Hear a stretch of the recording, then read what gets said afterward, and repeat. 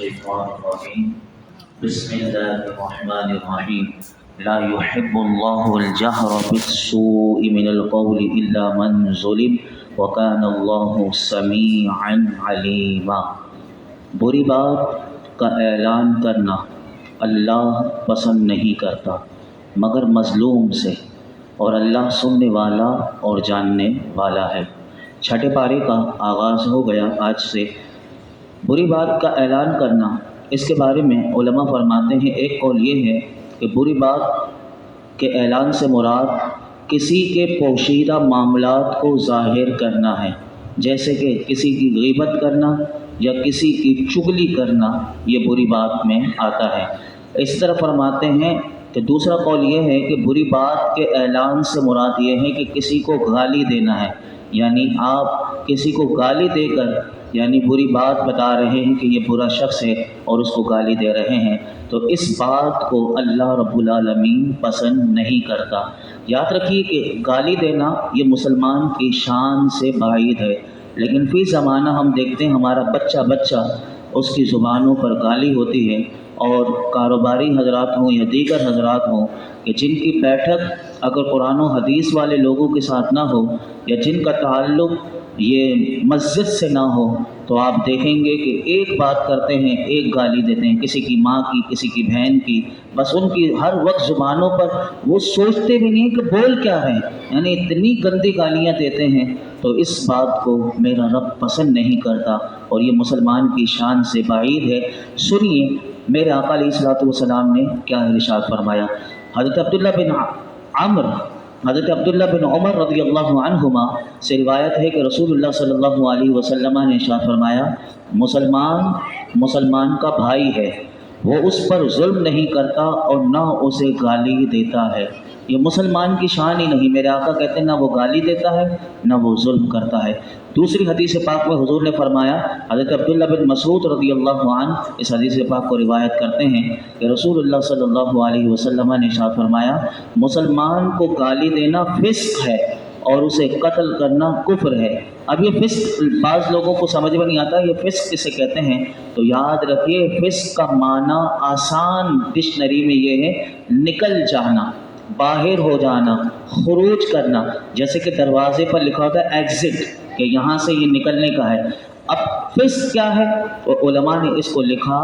کہ انسان اللہ تعالیٰ کی فرما برداری سے اپنے آپ کو نکال دیتا ہے، تو گویا کہ وہ گالی دے کر اللہ کا نافرمان بن جاتا ہے اور اپنے آپ کو اللہ کی فرما برداری سے نکال دیتا ہے۔ تو میرے آقا نے فرمایا یہ فسق ہے اور یہ بڑا گناہوں میں سے آتا ہے۔ انسان اس طرح کے گناہ کرتا رہتا ہے، وہ فاسق بن جاتا ہے، اور پھر فاسق کی بڑی آپ سزائیں سنیں گے کہ ان کے لیے شریعت میں کیسے کیسے احکام ہیں، تو اس سے بچنا چاہیے۔ اور ایک اور حدیث پاک میں آپ کے سامنے رکھتا ہوں، حضرت ابو ہریرہ رضی اللہ تعالیٰ عنہ روایت کرتے ہیں کہ رسول اللہ صلی اللہ علیہ وسلم نے ارشاد فرمایا، آپس میں گالی دینے والے دو آدمی جو کچھ کہیں، یعنی وہ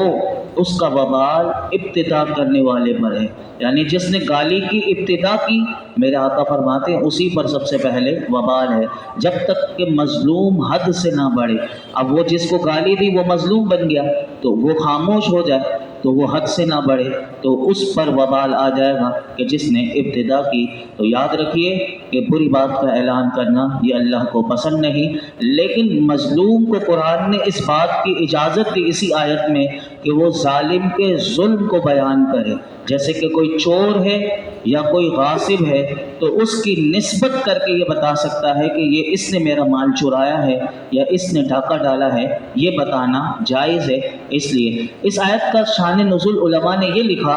کہ ایک شخص ایک قوم کا مہمان بنا، اور جب وہ مہمان نے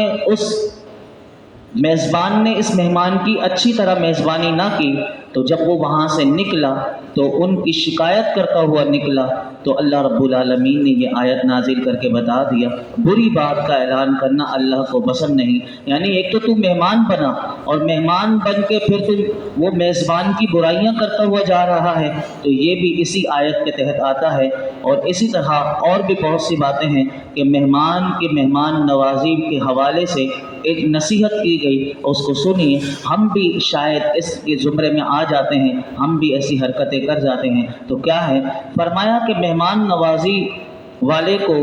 کے شان نزول کو اگر لیں تو اس سے ان لوگوں کو، علماء فرماتے ہیں، ان لوگوں کو عبرت حاصل کرنی چاہیے کہ جو کبھی بھی میزبان کی مہمان نوازی سے خوش نہیں ہوتے، یعنی جہاں جاتے ہیں تو یہ بھی ہمارے معاشرے میں ہے کہ شادی بیاہ میں اس نے میری مہمان نوازی اچھی نہیں کی تو ہر وقت ناراض ہو جاتے ہیں، اس شادی کے فنکشن سے اٹھ کے اس کو پریشان کر دیتے ہیں، اب وہ اس کی منت سماجت کرے، اس کو بٹھائے، وہ بھائی ہوتے ہیں، چچا ہوتے ہیں، ماموں ہوتے ہیں، تایا ہوتے ہیں، سب اپنی ناک اونچی رکھتے ہیں کہ یہ دوسروں کو دیکھ رہا، میرے کو دیکھ ہی نہیں رہا۔ تو سن لیجئے، فرمایا کہ اگرچہ گھر والے نے کتنی ہی تنگی سے اس کے لیے کھانے کا اہتمام کیا ہو، خصوصاً رشتہ داروں میں اور بالخصوص وہ جو دولہے میاں ہوتے ہیں، تو ان کو سسرال میں تو ہر وقت شکایت ہی شکایت رہتی ہے، اپنی بیوی سے وہ شکایت کرتے ہیں کہ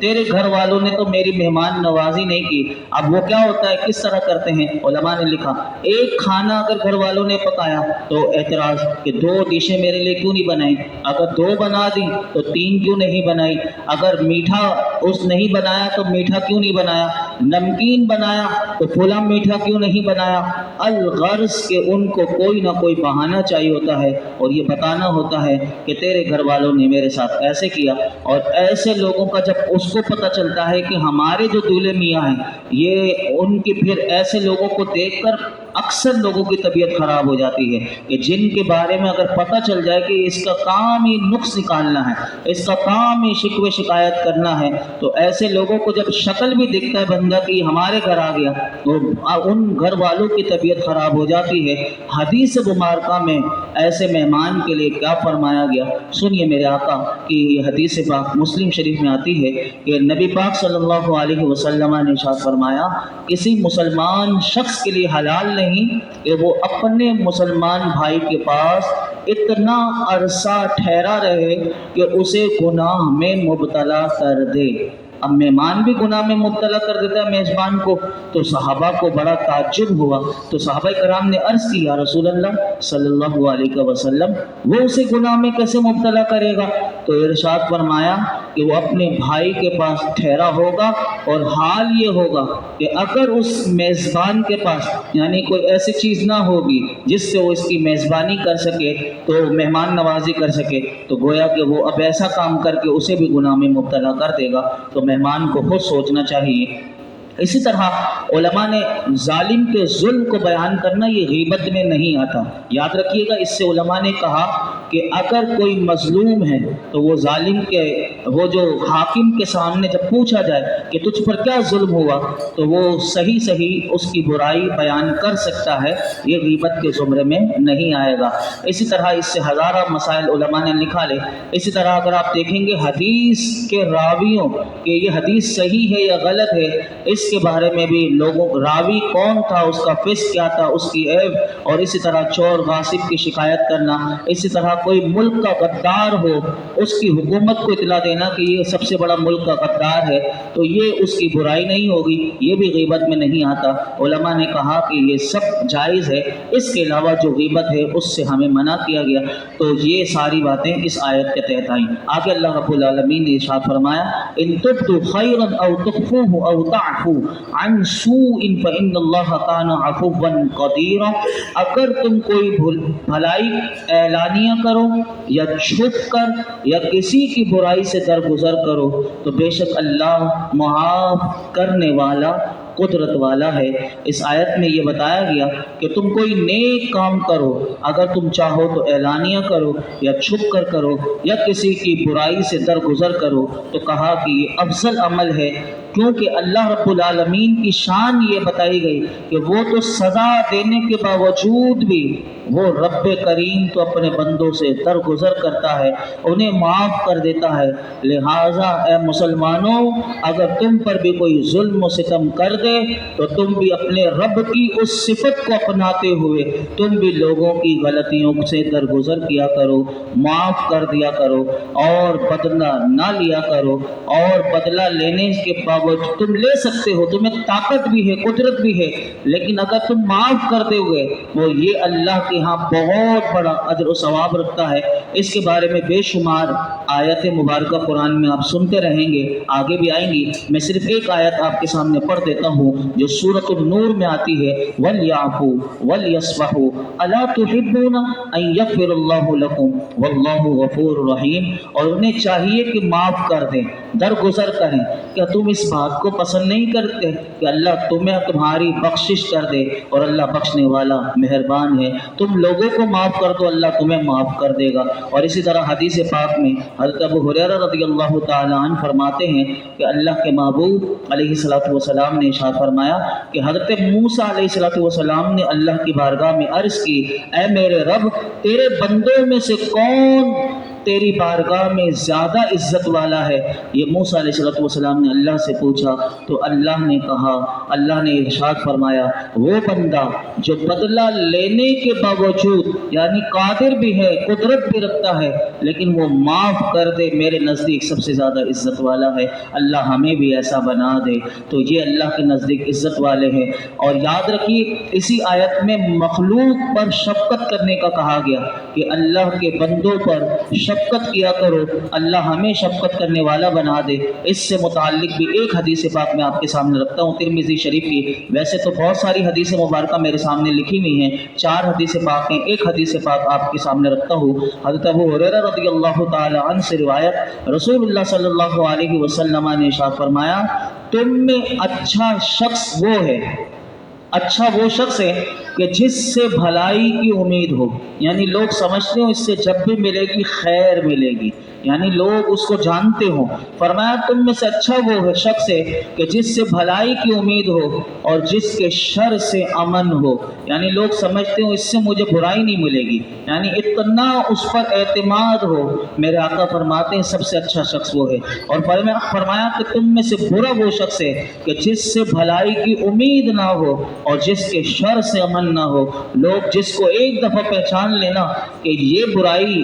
یہ جب بھی آتا ہے کوئی نہ کوئی برائی کر کے چلا جاتا ہے، یا ایسی کوئی برائی چھوڑ کے چلا جاتا ہے، کوئی شر پھیلا کے چلا جاتا ہے، میرے آقا فرماتے ہیں سب سے برا وہ شخص ہے۔ آگے اللہ رب العالمین نے ارشاد فرمایا، ان الذین یکفرون باللہ ورسلہ ویریدون ان یفرقوا بین اللہ ورسلہ ویقولون نؤمن ببعض ونکفر ببعض ویریدون ان یتخذوا بین ذلک سبیلا اولئک هم الکافرون حقا واعتدنا للکافرین عذابا مہینا۔ وہ لوگ جو اللہ اور اس کے رسولوں کو نہیں مانتے اور چاہتے ہیں کہ اللہ اور اس کے رسولوں میں فرق کریں اور کہتے ہیں ہم تو کسی پر ایمان لاتے ہیں اور کسی کا انکار کرتے ہیں، اور چاہتے ہیں کہ ایمان و کفر کے بیچ میں کوئی راہ نکال لیں، تو یہی لوگ پکے کافر ہیں، اور ہم نے کافروں کے لیے ذلت کا عذاب تیار کر کے رکھا ہے۔ علماء فرماتے ہیں یہ آیت مبارکہ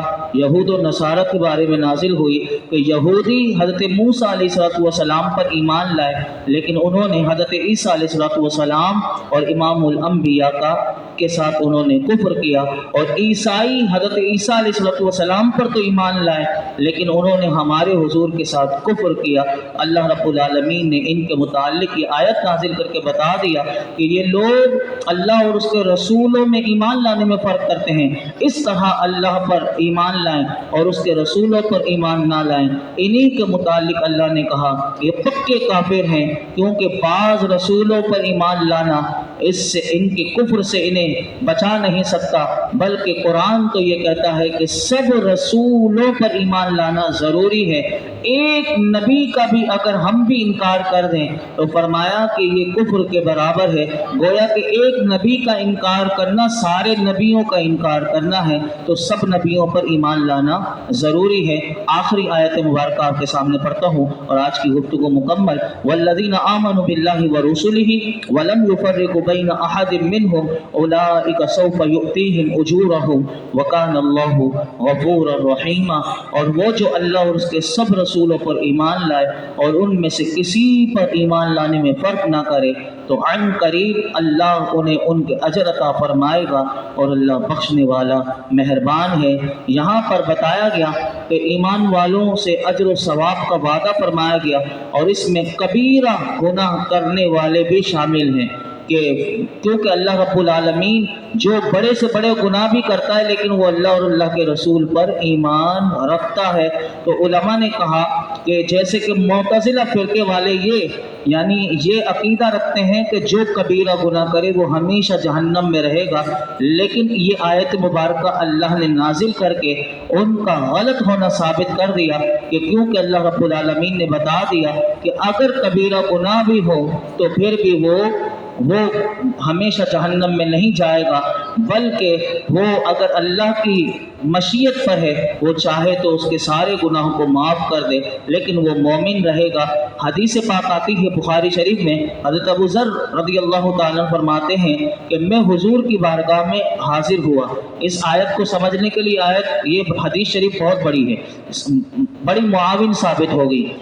حضرت ابو ذر رضی اللہ تعالیٰ فرماتے ہیں میں نبی کریم صلی اللہ علیہ وسلم کی بارگاہ میں حاضر ہوا، میرے آقا صلی اللہ علیہ وسلم سفید کپڑے پہن کر آرام فرما رہے تھے۔ میں نے دوبارہ حاضر ہوا تو آپ صلی اللہ علیہ وسلم بیدار ہو چکے تھے، پہلے آرام فرما رہے تھے پھر بیدار ہو چکے۔ فرماتے ہیں کہ میں نے نبی پاک صلی اللہ علیہ وسلم، حضور نے ارشاد فرمایا جو بندہ یوں کہے کہ اللہ کے سوا کوئی معبود نہیں اور اسی وعدے پر اس کا انتقال ہو جائے، یعنی جس نے یہ کہا کہ اللہ کے سوا کوئی معبود نہیں، میرے آقا فرماتے ہیں اسی بات پر اس کا انتقال ہو جائے، حضور فرماتے ہیں وہ جنت میں داخل ہوگا، وہ جنت میں داخل ہوا۔ حضرت ابو ذر رضی اللہ تعالیٰ عنہ کہتے ہیں کہ میں نے عرض کی کہ یا رسول اللہ اگر اس نے زنا کی ہو، چوری کی ہو، تو حضور نے فرمایا اگرچہ اس نے زنا کی ہو یا چوری کی ہو۔ کہتے ہیں میں نے پھر پوچھا حضور سے کہ یا رسول اللہ اگر اس نے زنا اور چوری کی ہو، ارشاد فرمایا کہ اگرچہ اس نے زنا اور چوری کی ہو۔ کہتے ہیں کہ جب میں نے 3 بار پوچھا اور پھر میں نے دوبارہ 1 بار پوچھا کہ حضور اگر اس نے زنا اور چوری کی ہو، تو حضور نے فرمایا خواہ اس نے زنا اور چوری کی ہو، خواہ ابو ذر کی ناک خاک آلود ہو جائے کہ اللہ رب العالمین اسے معاف کر دے گا۔ وہ کبیرہ گناہ اگر وہ چاہے گا تو جب تک چاہے گا تو سزا ملے گی، لیکن یہ کبیرہ گناہ کرنے والا ایسا نہیں کہ کافر ہو جاتا ہے۔ تو یاد رکھیے کہ حضور تو خود فرماتے ہیں حدیث پاک میں قیامت کے دن میری شفاعت میری امت میں سے ان لوگوں کے لیے ہے کہ جو کبیرہ گناہ کے مرتکب ہوں گے، حضور تو انہی کی شفاعت کریں گے۔ اللہ رب العالمین ہم سب کو بھی حضور کی شفاعت سے بہرور فرمائے۔ لیکن یہ نہیں کہ کوئی کبیرہ گناہ کرتا رہے، لیکن بچنا بھی ضروری ہے، کیونکہ کبیرہ گناہ کرتے کرتے کبھی نہیں پتا کہ ایمان چھین جائے، پھر کیا گارنٹی جب ایمان ہی نہیں رہے گا تو پھر تو ہمیشہ ہی جہنم میں جائے گا۔ لیکن انسان ہمیشہ چھوٹا گناہ ہو یا بڑا گناہ ہو، ہر گناہ سے اپنے آپ کو بچائے۔ اللہ رب العالمین ہمیں عمل کی توفیق عطا فرمائے۔ الحمدللہ رب العالمین والصلاة والسلام علی سید الانبیاء والمرسلین وعلی آلہ واصحابہ اجمعین۔ یا اللہ پاک جو کچھ ہم نے سنا اس کے سننے سنانے میں کوئی غلطی کوتاہی ہو معاف فرما، اپنی بارگاہ میں قبول فرما۔ اے اللہ ہمیں قرآن کا نور عطا فرما، ہمیں باعمل بنا دے، اللہ ہمیں باعمل بنا دے۔ یا رب کریم آج ہم نے سنا، مولا کریم تیری مخلوق پر ہمیں شفقت کرنے والا بنا دے۔ اے